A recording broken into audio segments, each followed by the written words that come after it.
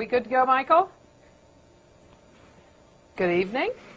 We are now starting into the second interview that we have for our course for this year, which is the 6 years that we've run the White House Communications, or some variant of it, like the White House Press Corps.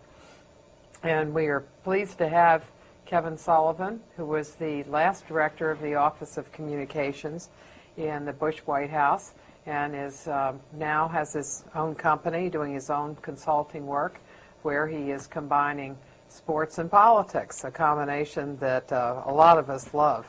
And I could see that must be fun. Is it more fun than working in a White House? You know, well, nothing's like working in the White House. And hey, everybody out there, appreciate you being there tonight. And I'm also doing some corporate work, but it's an opportunity for me to take everything that I've learned in my career in sports, going back to the Dallas Mavericks and NBC Sports days. Corporate, I worked in a corporate job at NBC Universal as well.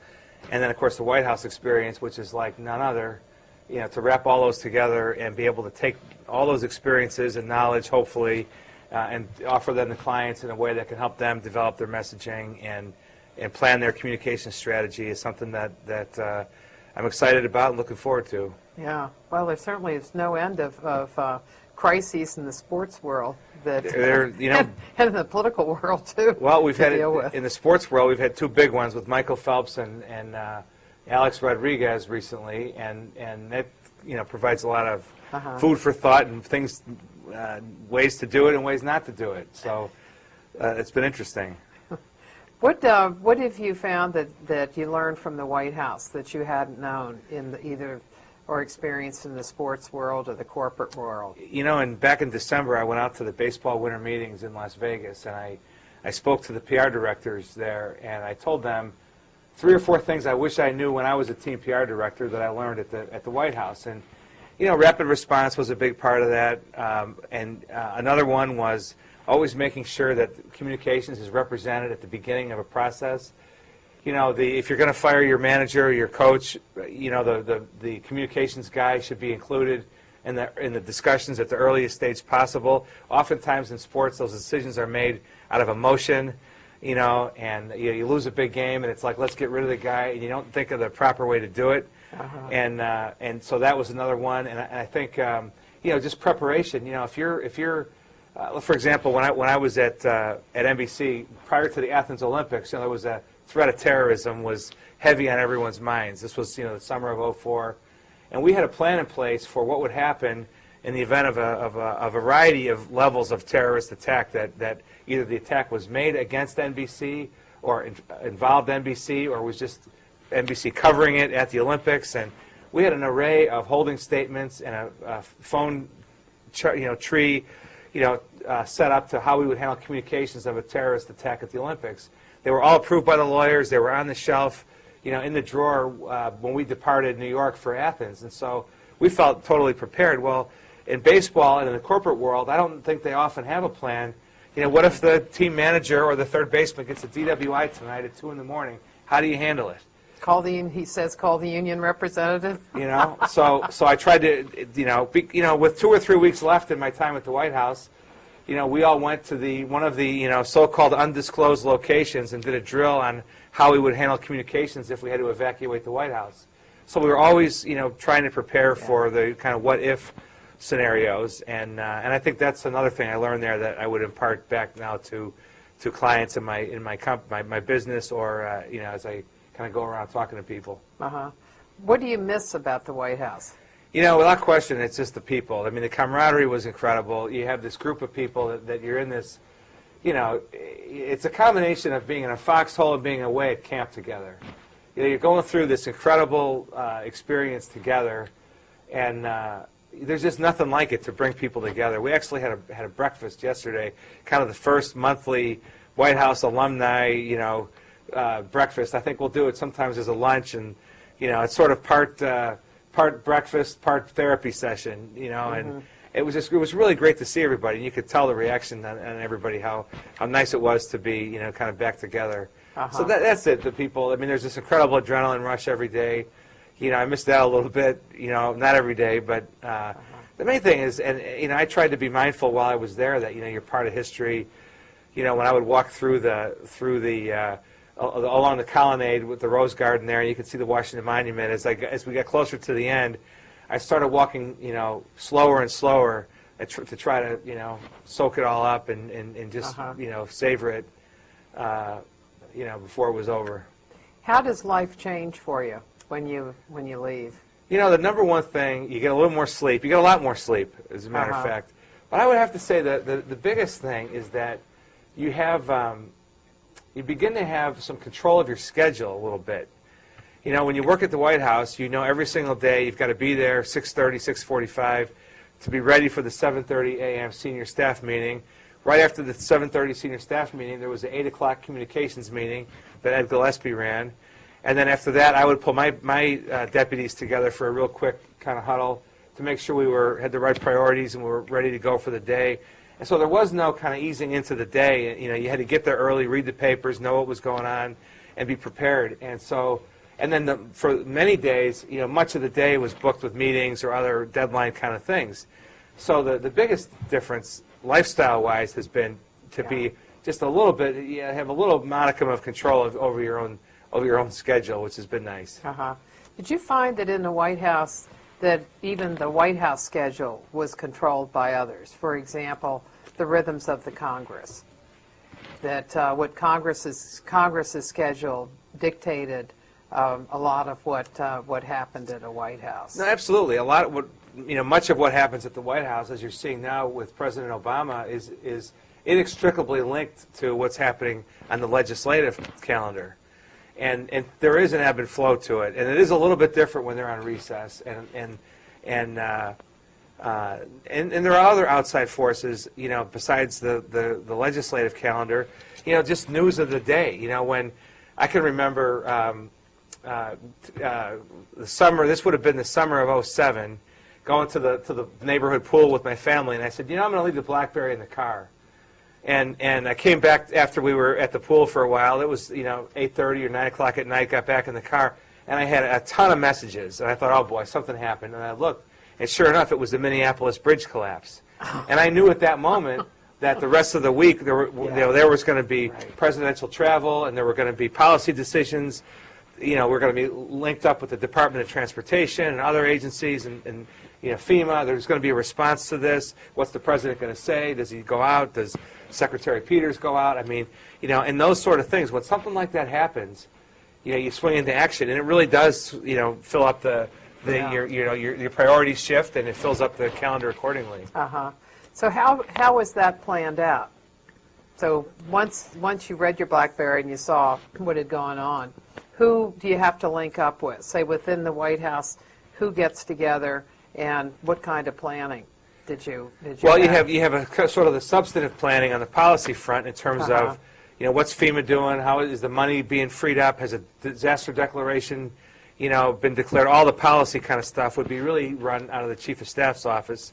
And so we're linked into the communications people, we're linked into that, so you're kind of monitoring that and then basing the communications plan against that. So the night that it happened, it was all done via email. We may have had a conference call, but I think it was all via email. But then the next morning, the first thing we did at 7:30 in the morning was firm up that plan. When could the president go? As it turns out, Mrs. Bush was there, on unrelated business when it happened, and so that played into it. She went and made a statement, as I recall. But we linked up with the Red Cross. We evaluated with the Chief of Staff's office when could the president travel there. He ended up going that Saturday, I believe. And then we talked about what kind of, what does he do when he's there? Does he meet with the mayor, the governor? Does he go to a Red Cross station? What does he do? So there's a rhythm at the White House when there's news like that you fall into quickly, and you sort of instinctively know what needs to be done next. What offices would you have to deal with? For example, would you deal with Leg Affairs Sure. because you're dealing with the congressman from Minnesota? Sure. You would deal with intergovernmental relations and dealing with how they deal with the mayor of St. Paul in that case in Minneapolis, and the governor, of course. You would deal with the legislative affairs in terms of the congressional delegation from Minneapolis, but also, is anything going to be needed? Are there disaster funds sufficient, to address it? Is there going to have to be any, extra appropriations asked for.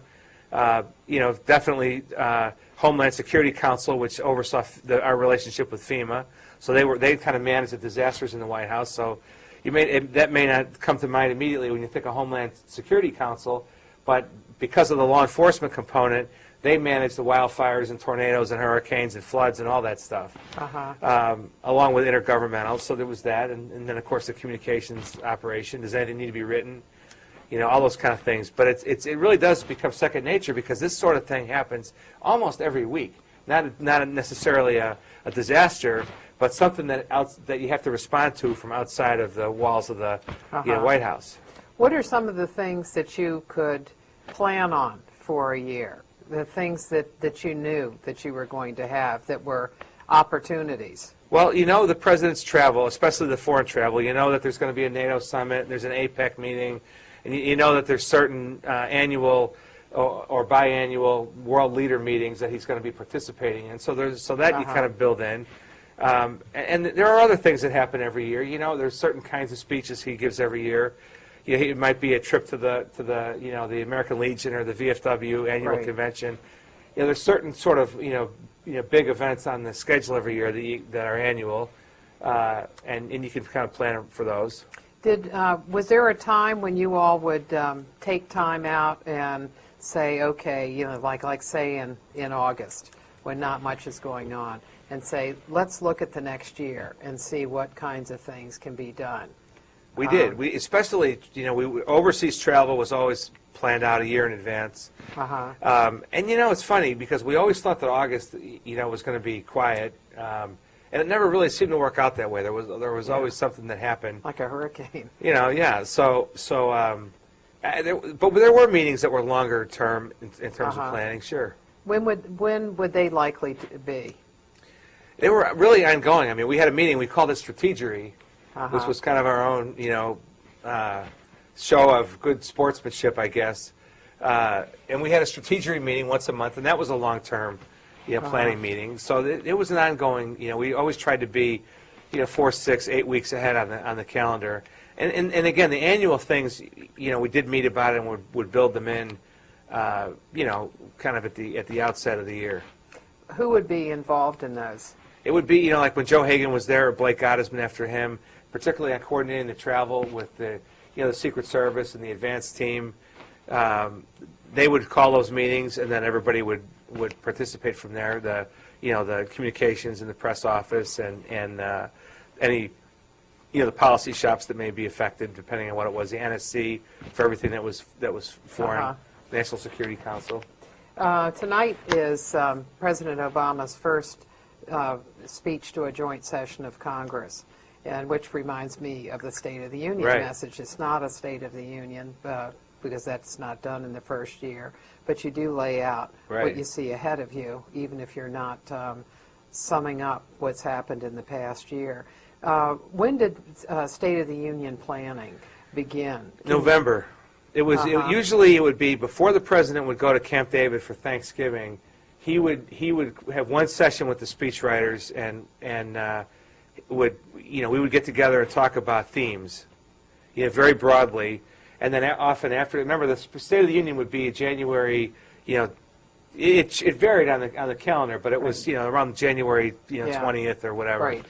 And so Thanksgiving is a good 2 months ahead of time, which is a long time for a speech because normally there's so much happening you can't get that far ahead, but the State of the Union is bigger and different than any other speech.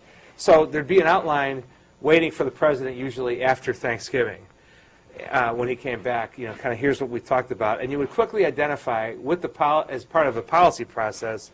All right, the 4 big themes this year are going to be education, energy, healthcare, and something else. Let's say just hypothetically.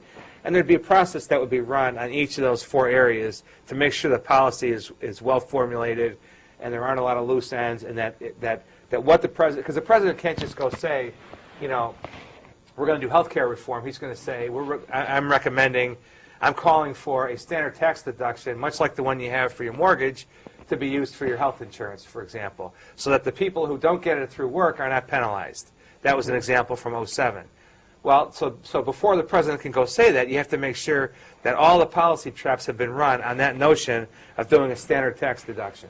So there's a whole process that kind of goes in terms of the substance that goes while the writing is happening. Well, when you get together in November, who gets together? The speech meetings were typically the head of speech writing and a couple of his lieutenants, so usually about 3 speech writers, the counselor to the president, Dan Bartlett, or later Ed Gillespie, me, and then the staff secretary, Raul Yanis, was the one at the end, because the staff secretary is responsible for the accuracy of all the documents that go to the president and all the words that he says. So they run a staffing process to make sure everything is accurate. So it's important, the staff secretary really controls the flow of paper. So when a speech draft goes from number 1 to number 3 or number 5, that process is managed by the staff secretary. So he's involved from the beginning. So it's 5 or 6, 7 people. Oftentimes Joel Kaplan, who was the deputy chief of staff for policy, he'd be there. In terms of the policy component, Josh Bolton would be there, the chief of staff. So it was a small group, and then as it progressed along, it might widen out a little bit. Steve Hadley, the national security advisor, was involved, of course. When the president started rehearsing, Dana Perino was a part of the process as well, I should say. And there'd be rehearsals. In the State of the Union, you would get up to 30, 40 drafts, and a draft can be, a comma can change, so it doesn't necessarily mean 30 or 40 or 50, major overhauls, but it's a fascinating process. And then there's read-throughs, and then there's sort of edit sessions, and then the president would get to a point where he was ready to actually run through it a week or 10 days before the State of the Union, and we would go to the Family Theater in the White House, and it would be set up just like it would be, as close as we could approximate, although the speaking in the House is the greatest, the president used to say the greatest speech venue of them all, because the atmosphere is electric and the people are really literally kind of hanging down on top of you, and it's pretty exciting, adrenaline rush kind of a venue. And so you can't exactly approximate it, but we could approximate how the teleprompter looks, because that was one speech. He doesn't use a teleprompter. President Bush didn't use a teleprompter all the time, like you're seeing President Obama, who uses it virtually in every speech he gives, from a little East Room event. I was surprised to see it on the factory floor at the Caterpillar plant last week or the week before in Peoria. But anyway, that's kind of how the State of the Union goes. I went through a lot of Reagan speeches at the Reagan Library, and one of the things that I noticed that is on a speech, like a State of the Union speech, there would be initials by each of the facts that were in that speech, so that somebody signed off on the accuracy of everything that was in that speech. Did you all have that process? Yeah, I mean that's the staff secretary office runs that. They have a whole department of fact checkers and researchers, and every fact is checked and double checked and verified. So. Anyway, that's going to be something. Those speeches, I think there'll be some issue, of course, going back to the 2003 Well, yeah, and there's already been a lot. Signed off on the accuracy. Yes, and Steve Hadley, who was the deputy national security advisor at the time, stepped forward and took responsibility for that. And if I'm not mistaken, offered to resign, which the president refused, and so he did take responsibility for that. It was. The intelligence community is made up of, 18 or 20 agencies, and, there was a process that it went through, and it was signed off on by the intelligence community writ large. Yeah. So it was an unfortunate mistake, as it turns out, but, it was a mistake. Yeah. Can you break it down, because you are breaking it down there, as to the various parts of that you would go through? So the beginning, you get everybody together to talk about themes, and then do you involve the policy people kind of one by one? Like, would you bring Hadley in to talk about whatever there is on national security? or in foreign policy, Right. and then Kevin Right. Weinstein. Exactly. And let me back up one step. Like on the themes, like I remember in I think it was in '08, one of the themes was empowerment, and so the president had this notion of, trusting the American people to keep more of their tax dollars, and then it was that, and that theme was sort of executed throughout. So there was a sort of a framework to that theme that was almost separate from the policy. So they kind of ran on parallel tracks. We've got this theme, here's the policy, how can we match up the two? And it's not that you would cook up some policy to match the theme, but the theme happened to fit, was the sort of thing that would flow into the policy. So you have the writers working on it, and then the policy process is going on at the same time, and then the two come together. It's really kind of how it works. And Hadley would really be involved from the outset. I mean, because anything that involves anything, overseas or, foreign policy or national security would be in his domain, so he was there from the from the earliest meetings. How do you find a time when you can, all of you can kind of separate yourselves out from all of the things that are just continually coming at you during a day? Because doing that kind of work requires a different kind of thinking. Right. And so how do you do that? It's one of the most difficult things, Martha. It's a great question. There's really no time to think during the day. Right. And, you're kind of operating on a depleted, energy level. It's tough, to get enough sleep to always be fresh and sharp and everything. And I really think that there's one of two things happens. You either literally, close the door and focus, and just everything else has to stop, or you do it on the weekend, or you do it at home at night. And one of the things that, it's tough to do it at home at night because you're tired, but one of the things that I would do, I would get home around 8 o'clock at night, and I'd have like an hour with the family, and I'd eat something and, relax a little bit. And often from 9 to 10, I would kind of read the stuff for the next day. I used to call it second shift, and it was really sort of my time to make sure that I was prepared for the next day. Because there's no worse feeling than walking in the door there knowing that you really don't have a handle on what you're going to be dealing with. The stakes are high. If you make a mistake out of carelessness, it can really be bad. So I would do it that way. As it would be, the weekend. I got up, early during the week, obviously, to get there, and I tried to get up just as early on the weekend, maybe half an hour later, so that I would use that time, that quiet time before my family was, up and about on Saturday and Sunday morning, to do that kind of thinking and reading. But it is a challenge because it's tough to do it during the week. The phone is ringing, the emails are pouring in, there are outside pressures and deadlines. Now when the president calls a meeting and he'll set the schedule for the State of the Union, the series of meetings. The good thing is, like when he calls the meeting, everything else becomes Right. secondary. So that worked fine that way. But Was that a weekend? there were some weekend meetings, but mostly it was during the week. Uh-huh. But as we got like the weekend before the State of the Union, we always worked, and sometimes 2 weekends before. Uh-huh. Well, let's say right before Thanksgiving, you're picking out your themes, and you've got all the people there, and you would have domestic policy would also be there, right? Right. So And that pre-Thanksgiving meeting or conversation is usually very informal, and it may be as simple as the president calling in the speechwriters just for a conversation for a few minutes, saying, here's what I'm thinking about for this year, come back with some thoughts and some research and some history and an outline. And then after Thanksgiving is when it would become more formal. And the speechwriters would then, kind of take what the president told them more informally, and the process would start going. But the State of the Union process is really run by the counselor to the president and the staff secretary. is the budget director involved? No. Now, the budget director would be involved in those underlying policy meetings that are happening, to use the healthcare example, if we call for a standard tax deduction for your health insurance, what does that mean for the budget? They'd be involved there, but they're not in the meetings, when you're doing edit sessions and going over the language and that sort of thing.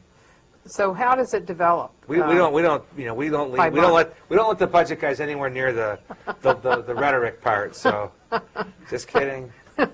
Actually, I'm not kidding. No.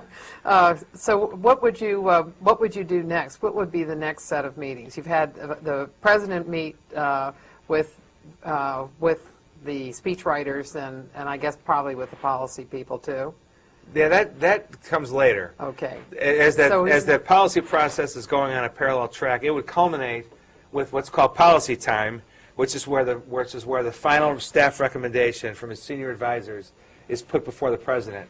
And it would be like this. It would be, okay, if we did a tax credit, here's how it would work. Here would be the impact on the budget. Here's what people would save or how much it would cost, and all the varying stakeholder issues associated with it. And here's how it would be for a standard deduction. And the president would make a decision. There are benefits to this, but I'm going standard deduction. And the whole, not just all the policy offices, but Ledge Affairs and the budget people and really everybody involved with the domestic policy would weigh in on that. And there'd be representation from, Health and Human Services. Secretary Leavitt would have been involved at that point. That sort of thing. So yeah. So what point is that? What kind of time? What month? Would that be late December or January? It's probably it would be a December kind of a deal, right? So you'd know pretty much what by Christmas time. Right, and sometimes it would have been something that you knew, like there may have been a policy process on that topic going on the previous summer, and so it just was updated. It's not like you start from scratch because we have a speech coming up, But the State of the Union can drive policy. There's no question about it. Yeah. What do you see when you're thinking about the State of the Union and talking to the president about it? What did the president see as different about that speech than any other speech? Well, it's when you think of presidential speeches, you think of inauguration, inaugural addresses, and State of the Union addresses. More than any other speech the president will deliver, it is remembered. More people listen and watch. You can download it on iTunes.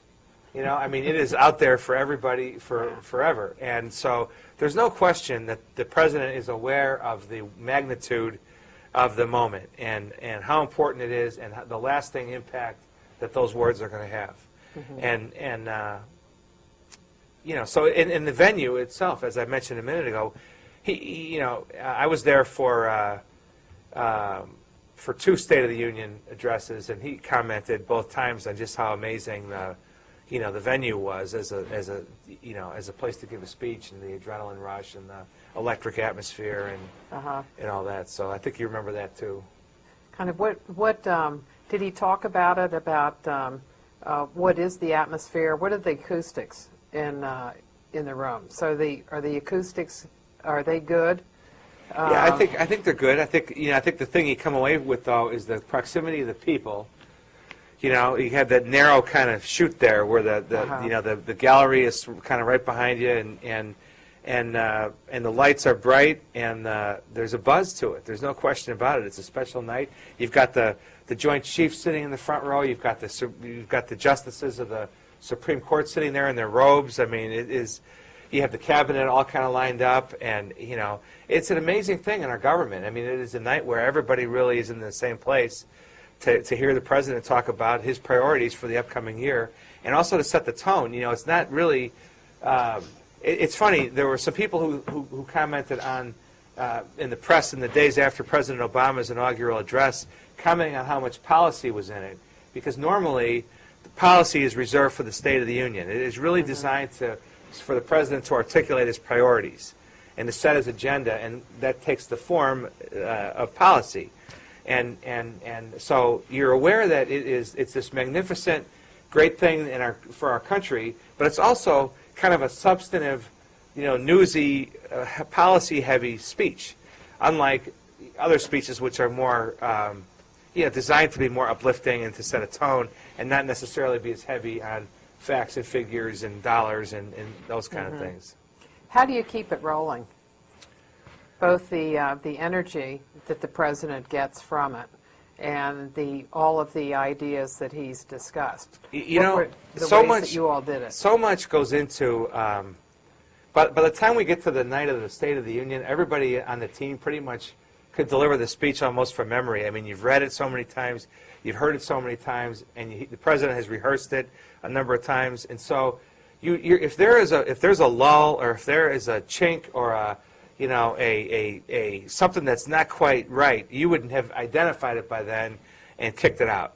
So I think it normally rolls pretty good. Yeah. Well, I was thinking of, in a sense, how do you, after he's given the speech? Oh, I see what you mean. I'm then, sorry. Yeah. Okay. What we would do there is you would design usually 4 days of travel right out of the box that you would have for, let's say it was, typically there'd be, in our case, there were 4 policy, new policy things that were going to be addressed. And so you would plan, healthcare. The day after the State of the Union, we're going to Kansas City to do healthcare. And then we're going to Delaware to do energy. And then we're going to Los Angeles to do trade. And then we're going to, somewhere else to do something else. And so you plotted it out that way to try to, so you have your big national stage, then you get regional coverage around the country for each of the events that you have there. And of course, there's documents and there's stuff on the website, and there's the cabinet members are also on a parallel track. They're out doing events as well, on their areas. And then there are some things that don't make the cut for the State of the Union that you kind of do after that. But the immediate week of the State of the Union, and one thing I'll always remember is we were in Kansas City doing health care after the State of the Union in 07, I think it was, and the president got back on Air Force One and asked me, he said, "How's it playing out there?" And meaning, our health care message. And I said to him, "Well, what's playing today, Mr. President? The DNA came back on Anna Nicole's baby, and that's what's playing today."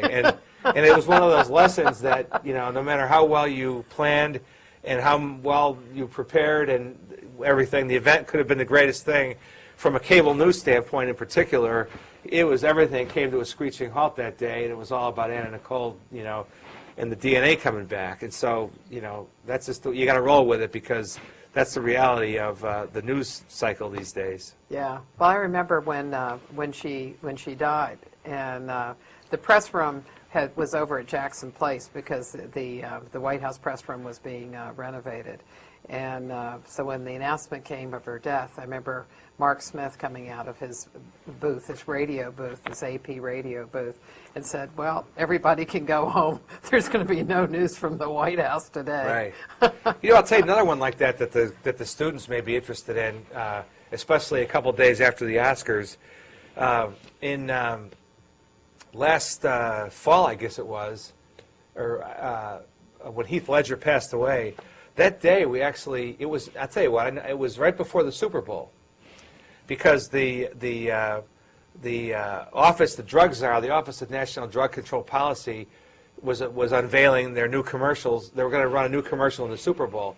Remember, it was the Super Bowl where they debuted the commercial. This is the egg and the frying in the pan. This is your brain, on drugs. Right. Yeah. So there was a little bit of a history with the drug czar and the Super Bowl, but they hadn't done an ad in the Super Bowl in a number of years, and they were coming back with a new ad, and there was a new pretty effective campaign, as it turned out, 2 or 3 different spots aimed at prescription drugs, which was a new thing. Teen drug use was down, but prescription drug use among teenagers was up, and so this was kind of a campaign that was about that and directed in part at parents. Well, we went to the president and said, we think you ought to do a screening with the drug czar, John Walters, for the White House press corps of these new commercials a couple days before the Super Bowl. President agreed to do it. I think we were going to do it like the Wednesday or Thursday before, and that day Heath Ledger was found dead. And so we thought, and it was prescription drugs, and we thought, the last thing we wanted to do was look like we were commenting on the untimely and tragic death of Heath Ledger, because that was completely, unrelated. Yeah. And so we called it off. Uh-huh. We didn't do it. And I think it would have been, again, it was the president's last year in office, or actually it was, he had a year to go at that point, January of 08.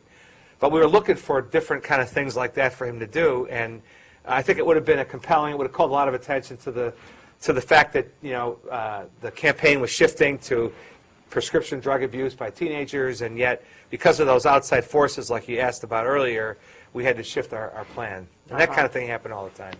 One of the things that seemed to happen in your last year was that both parties had exceptionally interesting races Right. For the presidential nomination. And I know down in the basement of the press room, there were days when I would come in and turn the lights on because nobody was there.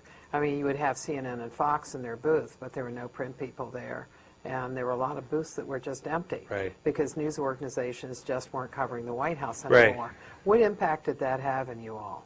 You know, we totally understood that this was the most compelling political season of a generation, you know, and so it wasn't like people didn't understand why it was happening. Yeah. You also had, you know, bureaus shrinking in size, and so there were fewer reporters. Right. So Exactly. if a bureau went from 3 to 2 or 2 to 1, that one person was going to be on the campaign trail, or might be with one reporter with each candidate at that point. So it you know, how it affected us. You know, I think I don't think it affected us.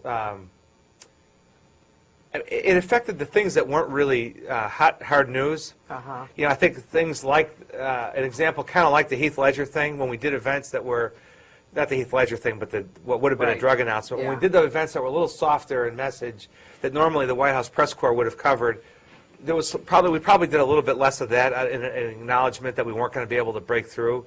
But when we had news, we did still break through. But the point I think that I'd like to make, the triple whammy of the economic meltdown starting really in September with the Fannie and Freddie thing in early September, coupled with the campaign, really changed the final few months of the from a communication standpoint, in terms of any legacy kind of things that we would do. There was so much hard news happening, you know, with the president down to the wire. Then you had violence in the Middle East, kind of at the end as well. Yeah, there was so much happening that was newsy and substantive and important and compelling, that the notion that we were going to be doing a lot of, you know, we still did quite a bit in terms of speeches and presidential interviews, but the president had to be the one doing it. There wasn't much of an appetite on the TV networks and the cable news networks to talk to third parties about the president's record, or, you know, to go out and pitch surrogates, you know, get the Karen Hugheses and the Ari Fleischers and the Andy Cards out there. You know, they did some, but there wasn't a great demand for it because there was so much news happening, you know, that had to do with the president. It really didn't. It seemed kind of tone deaf to be reminiscing or looking way back. What do you see that's going on now in the preparation, say for President Obama, in his communications and the way that they're preparing for the State of the Union, or the way they're also handling their communications altogether? What do you see that you find interesting? You know, maybe things that are different, things that are effective, things that are not so effective. Okay, a couple things. First of all, in the transition, I had the opportunity to spend some time with Ellen Moran, who was my successor, and Dan Pfeiffer, her deputy, and they're both really smart and talented. And I'm not saying that like to suck up or whatever, but I think they're really capable, and I enjoyed working with them during the transition. And I think Robert Gibbs is a talented guy. These are smart people who are doing fine. The thing I would say is, it takes a while to figure it out. It's different than the campaign trail. You know, I'm not a veteran of campaigns, but I do know that campaigning is different from governing, and I think they've seen that. And just a couple of observations. I mentioned one with the teleprompter. Okay. President Obama is probably the most gifted communicator of our generation, and I don't think he needs. My hunch would be he doesn't need a teleprompter. And I think when you go to a factory floor where they make heavy equipment in Peoria, Illinois, blue-collar place, guys with their sleeves rolled up, literally, on a floor, and you see that wide shot on TV, and you see that he's got the teleprompter set up, I just think there's a disconnect there. It looks overly staged. I mean, everything that the president does is going to be staged anyway. So that surprised me, you know, that he's such a compelling, you know, public speaker. I don't get that. You know, that would be one, if that one question I would like to ask the Obama team. And I don't mean it as a criticism. It's an observation and a question. Why do you think you need to do that? There have been images from the East Room from events where you see the plates and the president is on the stage with the vice president, and you can't see the vice president's face because the teleprompter plate is obscuring him. So I think that they're going to figure that stuff out. That has been a little unusual to me. And it's also the whole tableau in the East Room. A lot of the East Room is how it all looks. It's the aura of the presidency that is involved in that room, whether it's the John Singer Sargent portrait of Theodore Roosevelt or the Gilbert Stuart of Washington. And they've also chosen to use the south side of the room. Right. And so they cut off all the light from that end. So that means there's the only light in the room is from the north side. Right. And so the room is very, very dark. It looks different. Yeah, but that they'll figure all that out, and they may decide that's the best way to do it, and that's their call, obviously. Another thing, when Chief Justice Roberts had to come over to redo the oath, I was stunned to learn that they didn't bring the pool in. Now they brought in some wire photographers, right? Yeah. But no reporters. I think they might have had. They have a wire reporter. I think they might have had one, but they had to print. But you didn't have pictures. He had no pictures, and the thing that struck me unusual about that is, first of all, it was Chief Justice Roberts' fault. He was the one that bungled the oath, so it wasn't like what happened was a bad reflection on the president. Secondly, this is the President of the United States and the Chief Justice of the Supreme Court at the White House doing something official as called for in our Constitution. That was a pretty big deal. And to not bring the pool in, especially when you've said on the campaign trail that you're going to be the most transparent administration of all time, really to me was sort of tone deaf and a missed opportunity. And the press pounced on it. And I think it would, and I think they would have liked to have had that decision over again. But to release a White House photo, because I guess the photographers out of protest didn't use the photos or whatever. I don't remember what, but there was a White House photo that was issued.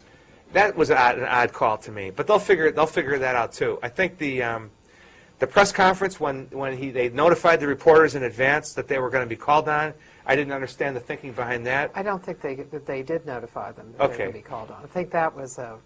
Was that a myth? I think it's going to become an urban legend. Okay, because I've heard that from a number of people. Yeah, and it didn't. Because Kurtz had it in his Okay, well, article, right. and I don't know if he ever corrected it, but they did that on the campaign trail, but they didn't do it. They didn't do it, but they had a list. They had a list that they worked on from, which was a long list. Right. And then he chose how he wanted to move in Right. the room. But one of the things that you notice is that he called on almost the very same people that Bush would have called on. Well, the one thing I didn't know, he called on Sam Stein from Huffington Post, Yes, which we would not have done, and that was a good thing to do, and I give him credit. Just one other little thing, and they'll figure this out too, and they may disagree with me. I'm just like a civilian now, so I'm kind of popping off. But when the president was up there, when he was calling on the reporters, he was kind of looking at a list, and he would say, Jim Axelrod, CBS News. And to me, it struck me as non-presidential. The president, he can say Jim Axelrod, or Jim or whatever, but to kind of read his affiliation and everything sounded to me like something that the press secretary would do, or not necessarily the president. And that was just something that struck me as a little. Well, I don't think it was that big of a deal, but he noticed them. This is again a guy who's very smooth, looking down the list and then kind of trying to find where they were. I bet you that the next press conference, there's a little bit of a different, way that they do that, because he was fumbling around a little bit, and again, I don't think he looked quite as smooth as he normally does. He's an incredibly gifted guy on his feet, and I think he'd be fine to kind of work off of a seating chart.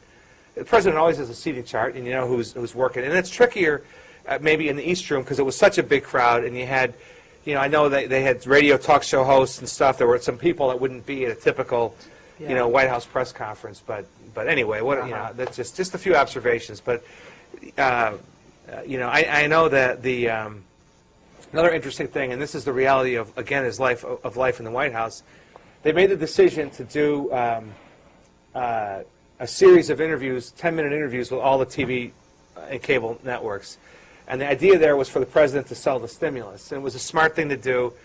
But then in between the time they notified the TVs that they were going to have this round of interviews and the actual time of the interviews, the Senator Daschle thing blew up as the nominee, and he spent the whole time, dealing with that. And I don't know, we would always try to notify the networks as late as possible, because there may be these external things that always happen. Sometimes you want to change the timing of something so that you can stay on message better. I'm not saying that's what happened in that case. I'm not sure. Yeah. But that was an interesting thing to me. One last thing, just as another observation, is a difference from past presidents, not just President Bush. On the Sunday of the Super Bowl, on Super Bowl Sunday, President Obama did an interview with Matt Lauer in the Oval Office, and he wore open collar. And now, I don't think if you have the choice between being a great president and wearing a tie, you should be a great president. I'm not saying it's one or the other, but it surprised me, and I think it was totally appropriate not to wear a tie on Super Bowl Sunday to do an interview about a lot of different things, including the Super Bowl. But I was surprised they did it in the Oval Office with informally dressed, because that is one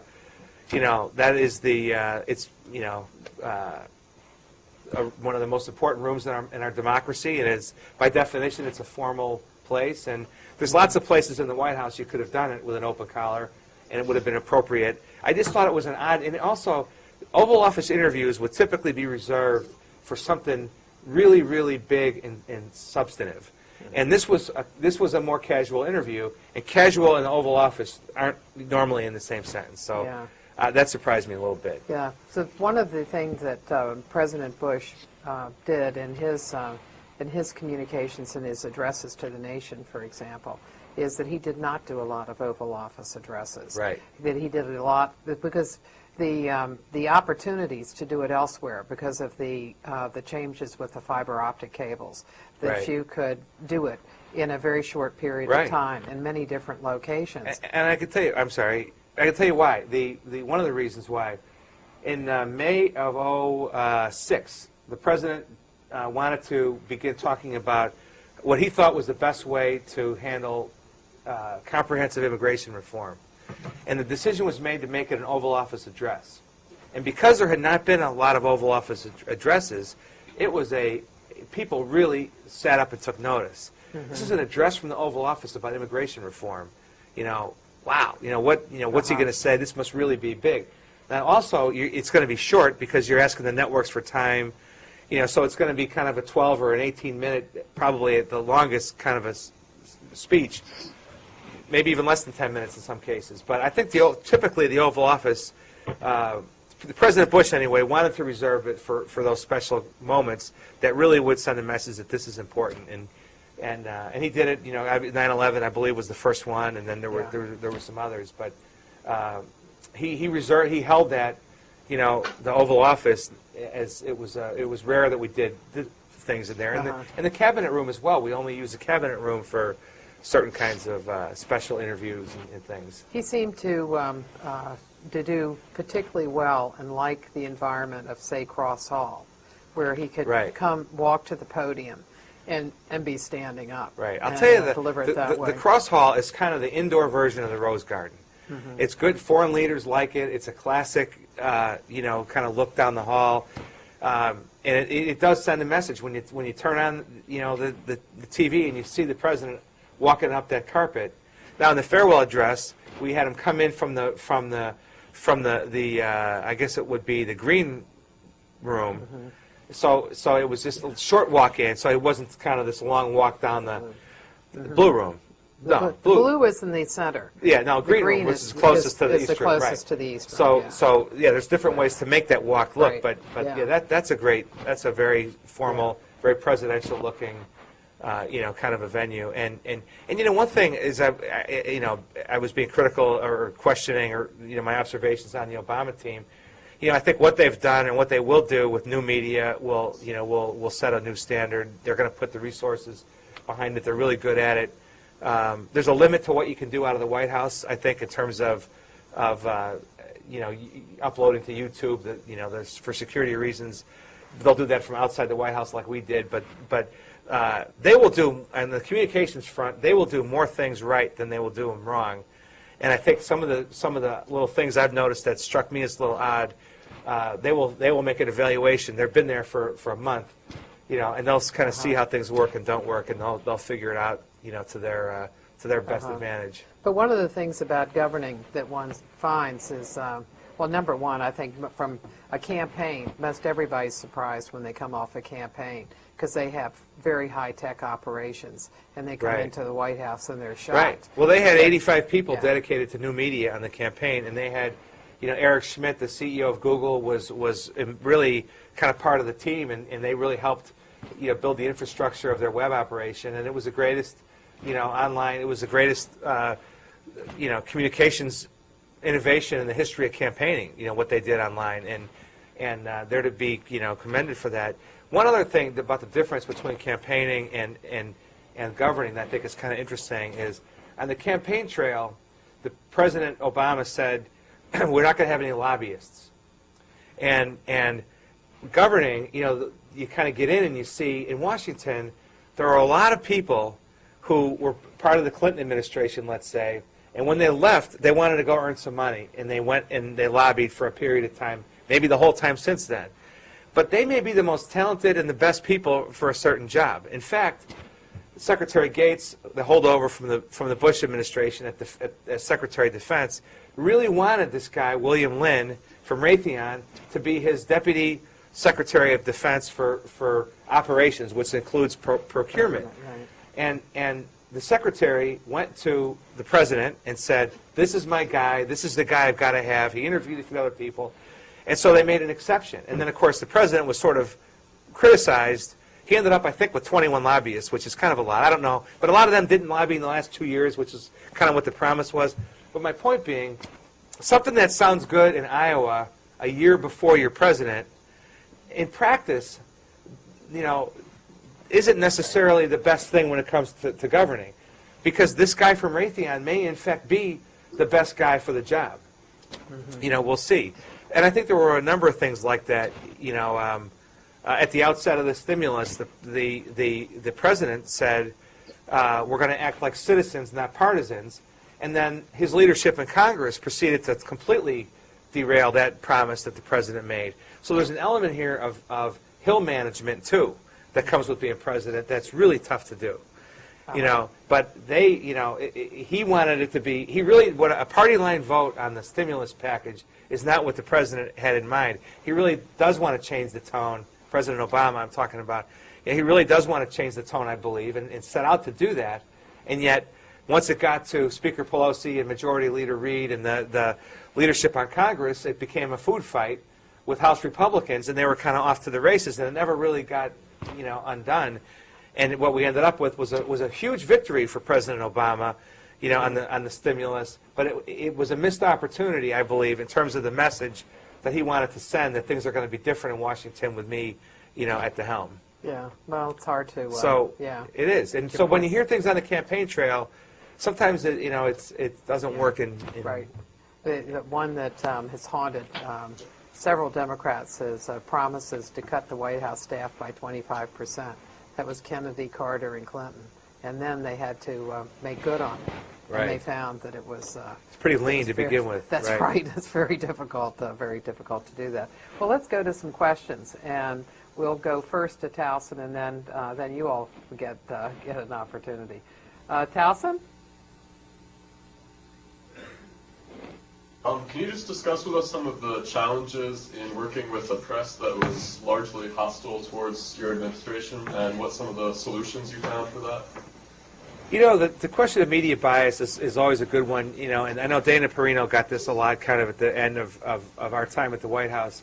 I think the White House press corps worked very hard, I think, to be fair, and our issues in terms of unfair coverage really were not with, for the most part, the reporters that were in the part of the White House press corps. I think the thing that has happened is that commentary has crept into news reporting, and I think the tone of the commentary has become a little nastier than it used to be, let's say. But there's only a certain amount you can do about it. My view, Martha and I have talked about this a lot, if something, everybody's entitled to their own opinion, but they're not entitled to their own facts. So if something was false, inaccurate, misleading, really blatantly unfair, we would jump on it and try to set the record straight. Sometimes effectively, sometimes not as much. And I think that's the best way you can respond to it. I don't think you should ever take it personally. I'm not a big believer as a communications practitioner in hanging up on people and never talking to them again. We had these kind of discussions at times. We're never doing that again. We're never talking to that reporter again. And I was not a big proponent of that because I think when you cut off the lines of communication, now you have no chance of making your point. Now, there's certain people that would do us no good to talk to. Frank Rich, who's a columnist with the New York Times, comes to mind. There'd be nothing to be gained. He's not going to, you're not going to move him on anything. It's straight commentary. Bashed the president for 8 years. So you just accept it and you move on and you try to find other places to tell your story. So who would you deal with if you didn't like what they had to say? Well, there were times that the New York Times, for example, there were times that there were reporters that did stories that we thought were unfair, and we did set in the record straights and put out documents. But I would always still talk to the reporters, and I think there were times when my colleagues thought I was wasting my time. It'll do you no good kind of thing, and yet I felt like if there was always a chance, to keep a relationship going, and there was always a chance to make a point. And I often found that you may not change the story, but sometimes you can take off a couple of the rough edges, and then it's worth maintaining that relationship. Or you can affect another story that's coming. That's right. That's coming down the pipe. And also, I think we're also, the body language and the tone and the defensiveness, all those kind of things reflect on the president. And you get, the reporters will start to write that, they're in a bunker mentality. They're in lockdown mode. They've shut down. They're defensive. They're on the run. So when you do those kind of things, there can be a cost. I think at times, and not just to the president, but wherever you work for your congressman or your CEO or whoever, how you conduct yourself as a communications person with the reporters does reflect on your boss. Mm-hmm. Yeah. You all have a question? How did you manage your news flow? Like, what would you check? What was at the top of your pyramid, like the Times or the Wires? And then, how did you find time to read it? It was a early morning kind of deal. I'd get up about 5 or 5:15, and we would already have clips coming in. And so, literally, I'd be brushing my teeth, kind of looking at my BlackBerry, kind of seeing what's there. And then when I got in, I'd go through we had a clip summary that we would get at 7:30 in the morning, but before then, I would have read the front page. This might strike you as funny. I would read the front section of the Washington Post, and then the style section of the Washington Post. And I would save the Metro section, the sports section, for later. I'd look at the business section, Wall Street Journal, front section, and then kind of look at what's going on there in the other sections. New York Times, front section, and I'd look at the national news and then the editorial pages. I kind of got a system down where I would whip through it in about 45 minutes. USA Today, when the economic stuff started, I made a point of looking at least at the front page of the Financial Times. Washington Times, I would always look at the front page and the editorial page. Now, meanwhile, the Politico Playbook would pop in at some point in there, and that to me was really almost a must-read of the morning. And Mike Allen, if you don't subscribe, you should go on to Politico.com and subscribe. It comes every morning into your email, and you'll be smarter when you get finished reading it. And it's funny. He has birthdays and little anecdotes and funny excerpts from the White House pool reports and all kinds of stuff in there. But he always covers sort of the news of the day. And then like Slate.com, I subscribed to a summary of front pages that they did. And then as the day went on, there were a few blogs that I would check, including the Politico stuff on the Politico and on the news sites like the newspapers, but also I'd go to Drudge and other places. I'd look at the like Real Clear Politics is a good site for conservative columnists and opinion pieces for the day.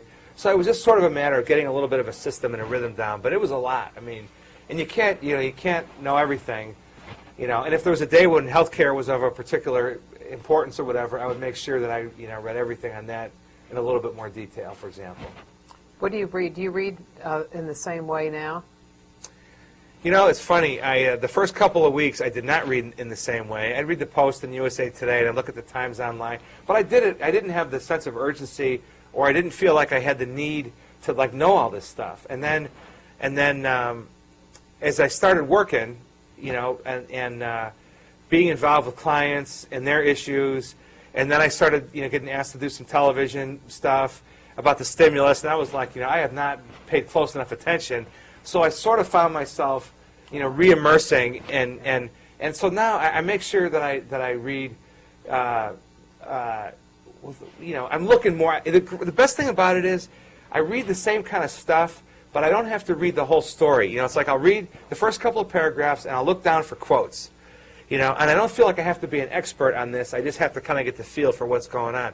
Then if I'm asked to do an interview on the housing thing, for example, like I did Sunday with Chris Wallace in the afternoon on Fox, I knew as of Thursday or Wednesday, whatever it was, that I was going to do this interview. So as the week went on, I just kept bookmarking online different stories about the housing stuff for myself, and then I went back to it on Saturday and Sunday morning and kind of made sure I was up to speed. But it just, you kind of get into a groove where you kind of manage it. But now I'm doing more of it online, so. Did you all find that that a very big issue for you is that there is a huge amount of information? It is, how do you bring understanding to all the information that's out there? One of the things, the president is working on his book right now, and one of the things he's going to address in his book is, the framework will be, I don't know if it'll be 10 decisions, but it's going to be about decision making. And, he wants to add the context. And context is what often gets lost in the nonstop news cycle, where there is not time to reflect and think about, when the president made the decision, to do whatever, what factors, what was happening that day that led to that decision. What you remember the next day is just that he decided, on this thing. And so I think the hardest thing to do, as fast-paced as things are now, is to go back and add the insight and and you can do it with columnists, I think, but you still have to get on it quickly. Now remember, I know when I worked for the Mavericks, for example, this is the thing I used to always do when, we would always be blamed like for some bad draft pick or some bad trade or whatever. And I used to say, now remember, it's easy to say in 1986 that Bill Garnett was a bad draft pick in 1982, but you forget that who were the other choices and what did we already have on the roster. You forget the context that was made, why you made that pick. And now, 25 years later, it's light speed faster and even more difficult to remind people. So I think that's the thing you can try to deal with. Let's have one question from each place. Towson? What was President Bush's biggest strength as a communicator and his biggest weakness? Good question. I think his biggest strength was a couple things, I would say. First of all, he always had a communications person in the room. He took input from us, and I mean at the beginning of a process or before an interview or whatever it might be. Not from a standpoint of being scripted, but from the standpoint of pointing out, kind of a reminder. There's so much going on at a given time. It's good right before you do an interview or whatever to have a reminder. Remember, this is what's important to this guy. He's going to ask you about energy or whatever it might be. So everything, there was a reason for doing every interview. There was no, just let's talk to the Wall Street Journal, because it was all tied to strategy. He really believed in that process of communications planning and strategy, and so that was good. I think he also was very genuine. The reputation that he has for the the malapropisms and some of the mistakes. A lot of that comes from his. He likes to put people at ease, and especially in smaller group situations, he would often poke fun at himself, but he was a very genuine guy who was not real scripted or not And I think what you saw was, the sincerity, came through. Weakness, I think, I said this the other day to somebody. He does not have a great facility for names. And he would get tangled up sometimes with names or mispronounced names, and some of them were funny, and he would make fun of himself about it. That sometimes gave, people they would, make fun of him or whatever. I think he was a guy, who chemistry is important in interpersonal relationships with him. And I think sometimes that was to his detriment in interviews. If it was a reporter, not somebody that always, wrote favorable things or that he personally liked, but if it was a reporter that he had a good chemistry with or respected them, and they had a good exchanges in the past, the interviews almost always went better. And I'll give you an example of that. I think one of the best interviews that was done down the home stretch was Steve Scully's in the Oval Office. It was one of the last interviews. Yeah.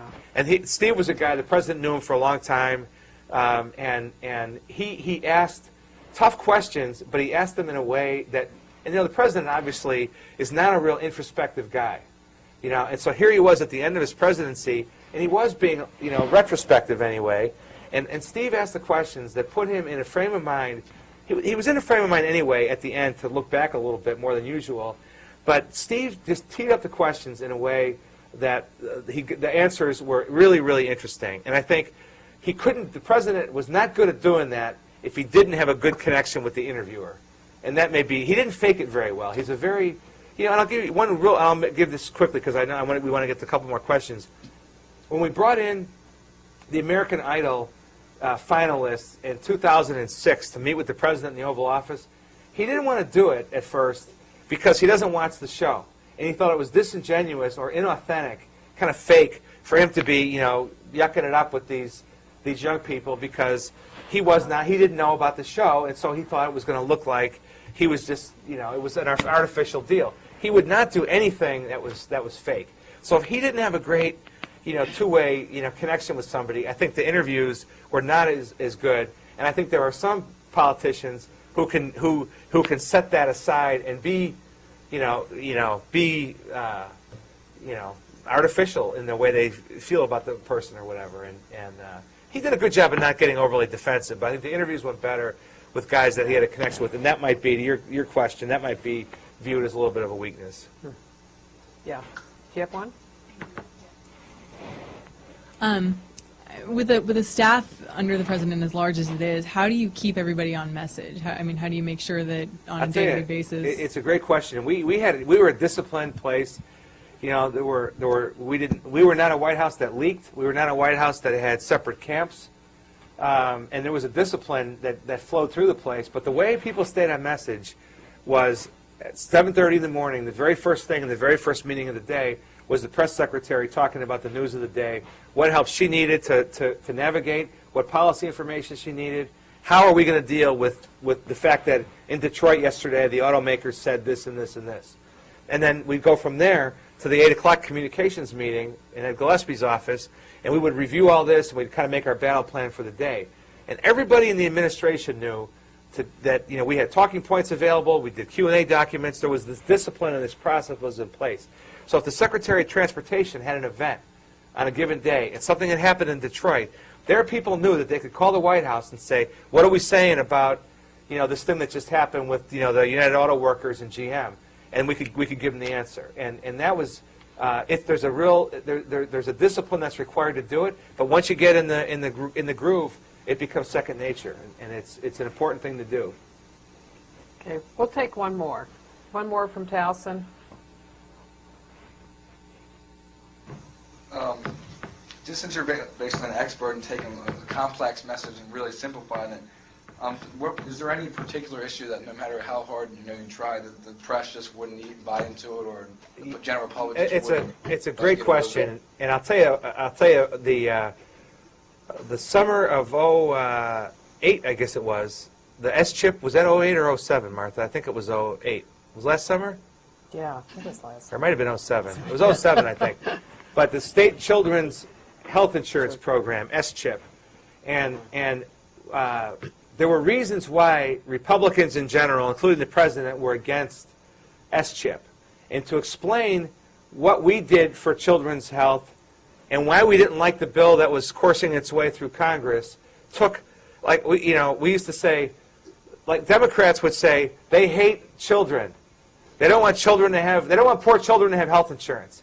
And we used to joke around that they have a bumper sticker and we have like a 2-page fact sheet. And the S-chip thing, we never really were able to explain why our plan was better. It's so much easier to say poor children should have health insurance than it is to explain our position, And so that's one that was really complicated, and we never really cracked the code on how best to do it, despite our efforts, to do it. Thank you very much, Sully. I appreciate it very much. You're welcome. I enjoyed it. This was I think my third time and the first time since leaving the White House, and Yeah. so I enjoyed it. Thank you very much. Those were really, really good questions, and I really appreciate it. Thank you very much. You bet. Yeah.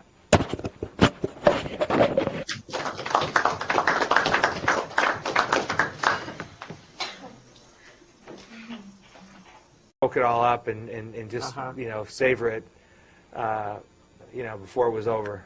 How does life change for you when you leave? The number one thing, you get a little more sleep. You get a lot more sleep, as a matter of fact. But I would have to say that the biggest thing is that you have, you begin to have some control of your schedule a little bit.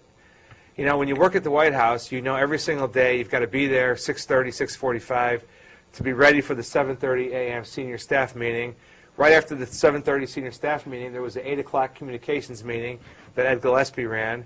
And then after that, I would pull my deputies together for a real quick kind of huddle to make sure we had the right priorities and we were ready to go for the day.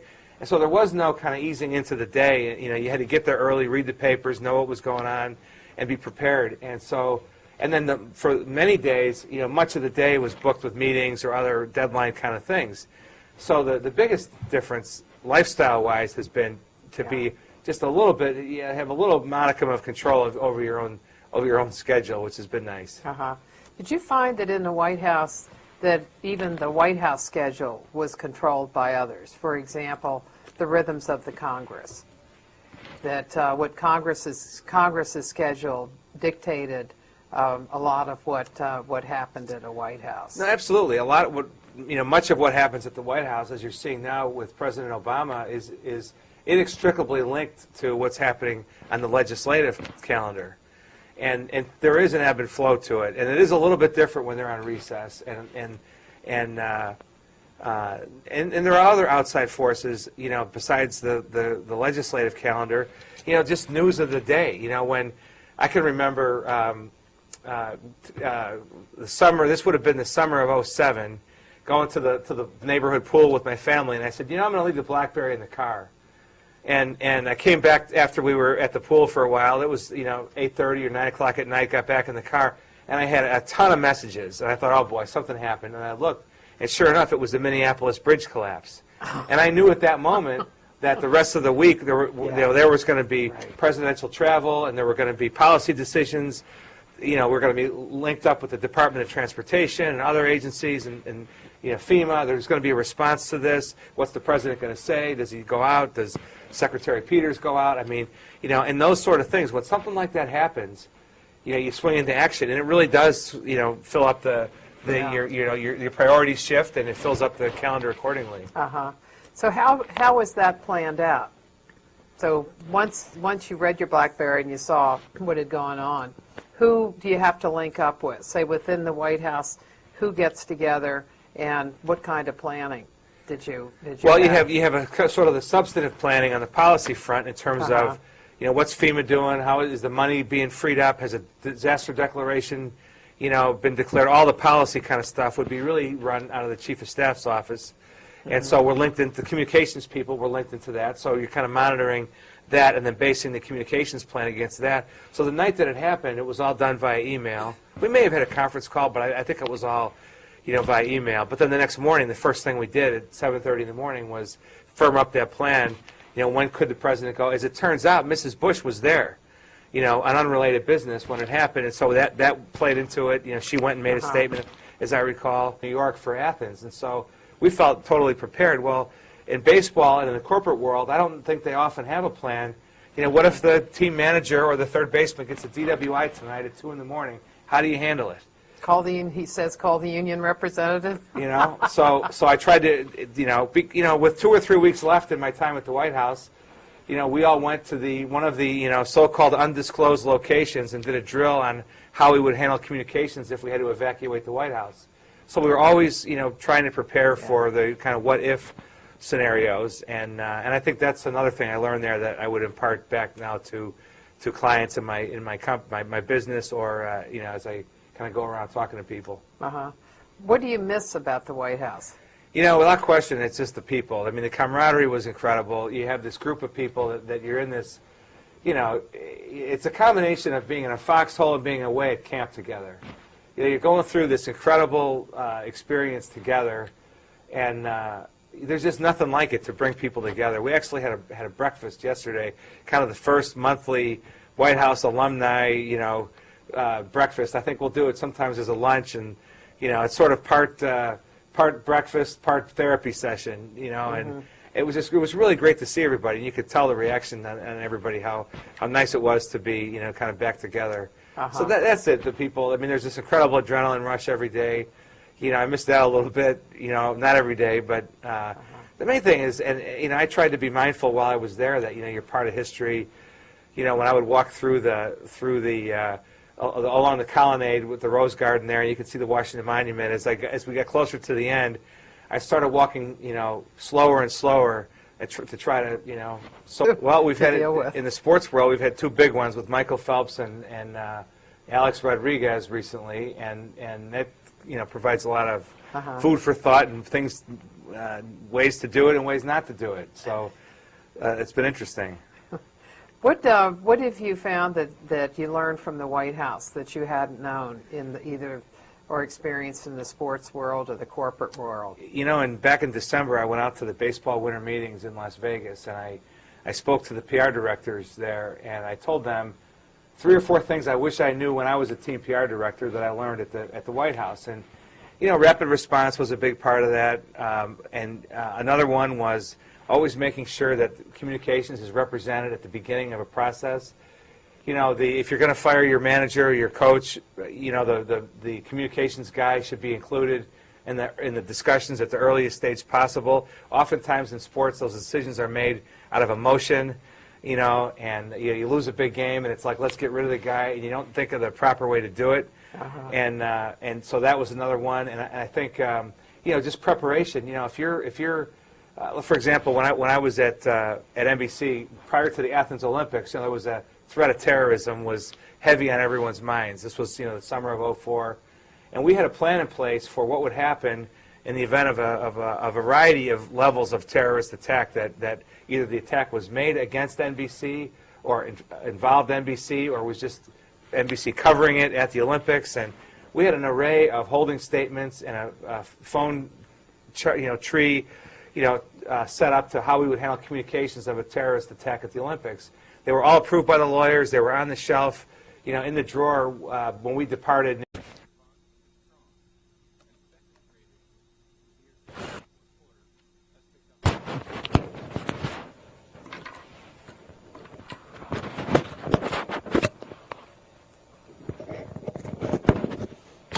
We good to go, Michael?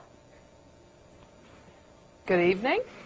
We are now starting into the second interview that we have for our course for this year, which is the 6 years that we've run the White House Communications, or some variant of it, like the White House Press Corps.